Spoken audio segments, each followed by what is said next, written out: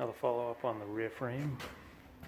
And my last video, I had the frame all marked out. I was going to be cutting off the bottom section, and basically this is with it all cut off.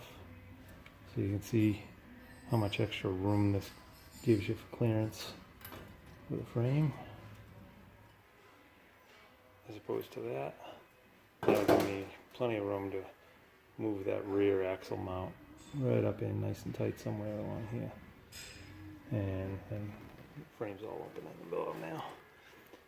But once I get the rear suspension all figured, find out where the mount's going to be, then I'll cap this all in and make it all structurally sound again. But see, nice big open arch, and not so big of an open arch. So make the room you need, one way or another.